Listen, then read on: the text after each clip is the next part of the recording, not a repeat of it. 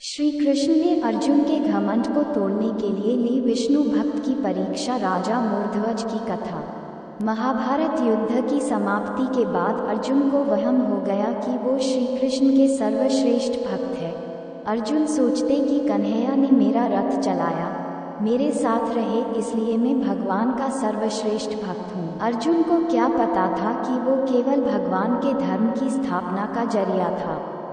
फिर भगवान ने उसका गर्व तोड़ने के लिए उसे एक परीक्षा का गवाह बनाने के लिए अपने साथ ले गए। श्री कृष्ण और अर्जुन ने जोगियों का वेश बनाया और वन से एक शेर पकड़ा और पहुंच जाते हैं भगवान विष्णु के परम भक्त राजा मूर्धवज के द्वार पर। राजा मूर्धवज बहुत ही दानी और आवभगत वाले थे। अपने दर पे आए किसी को भी वो खाली हाथ और बिना भोज के जाने नहीं देते थे। दो साधु एक सिंह के साथ दर पर आए हैं, ये जानकर राजा नंगे पांव दौड़ के द्वार पर गए और भगवान के तेज से नतमस्तक हो आतिथ्य स्वीकार करने के लिए कहा। भगवान कृष्ण ने मूर्धवज से कहा कि हम मेजबानी तभी स्वीकार करेंगे जब राजा उनकी शर्त माने। राजा ने जोश से कहा, आप जो भी कहेंगे मैं तैयार हूँ। भगवान कृष्ण ने कहा, हम तो ब्राह्मण हैं, कुछ भी खिला देना, पर ये से नरभक्षी है। तुम अगर अपने इकलौते बेटे को अपने हाथों से मारकर इसे खिला सको तो ही हम तुम्हारा आतिथ्य स्वीकार करेंगे। भगवान की शर्त सुन मूर्धवज के होश उड़ गए। फिर भी राजा अपना आतिथ्य धर्म नहीं छोड़ना चाहता था। उसने भगवान से कहा, प्रभु मुझे मंजूर है, पर एक बार मैं अपनी पत्नी से पूछ लूँ। भगवान से आज्ञा पाकर राजा महल में गया तो राजा का उतरा हुआ मुख देखकर पतिव्रता रानी ने राजा से कारण पूछा। राजा ने जब सारा हाल बताया तो रानी के आंखों से अश्रु बह निकले। फिर भी वो अभिमान से राजा से बोली कि आपकी आन पर मैं अपने सैकड़ों पुत्र कुर्बान कर सकती हूँ। आप साधुओं को आदर पूर्वक अंदर ले आइए। अर्जुन ने भगवान से पूछा, माधव ये क्या माजरा है, आपने ये क्या मान लिया? कृष्ण बोले, अर्जुन तुम देखते जाओ और चुप रहो। राजा तीनों को अंदर ले आए और भोजन की तैयारी शुरू की। भगवान को 56 भोग परोसा गया, पर अर्जुन के गले से उत्तर नहीं रहा था। राजा ने स्वयं जाकर पुत्र को तैयार किया।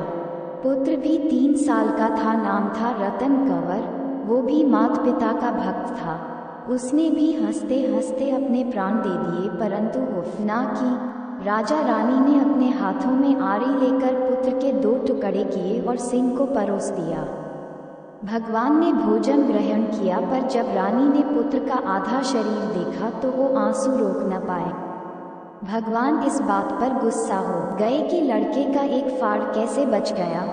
भगवान रुष्ट होकर जाने लगे तो राजा रानी रुकने की मिन्नतें करने लगे। अर्जुन को एहसास हो गया था कि भगवान मेरे ही गर्व को तोड़ने के लिए ये सब कर रहे हैं। वो स्वयं भगवान के पैरों में गिरकर विनती करने लगा और कहने लगा कि आपने मेरे झूठे मान को तोड़ दिया है। राजा रानी के बेटे को उनके ही हाथों से मरवा दिया और अब रूठ के जा रहे हो, ये उचित नहीं है। प्रभु मुझे माफ करो और भक्त का कल्याण करो। तब केशव ने अर्जुन का घमंड टूटा जान रानी से कहा कि वो अपने पुत्र को आवाज दे। रानी ने सोचा पुत्र तो मर चुका है, अब इसका क्या मतलब, पर साधुओं की आज्ञा मानकर उसने पुत्र रतन कंवर को आवाज लगाई। कुछ ही क्षणों में चमत्कार हो गया। मृत रतन कंवर, जिसका शरीर शेर ने खा लिया था, वो हंसते हुए आकर अपनी माँ से लिपट गया। भगवान ने मूर्धवज और रानी को अपने विराट स्वरूप का दर्शन कराया। पूरे दरबार में वासुदेव कृष्ण की जय जयकार गूंजने लगी। भगवान के दर्शन पाकर अपनी भक्ति सार्थक जान मूर्धवज की आंखें भर आई और वो बुरी तरह बिलखने लगे। भगवान ने वरदान मांगने को कहा तो राजा रानी ने कहा, भगवान एक ही वर दो कि अपने भक्त की ऐसी कठोर परीक्षा न ले जैसी आपने हमारी ली है। तथास्तु कहकर भगवान ने उसको आशीर्वाद दिया और पूरे परिवार को मोक्ष दिया।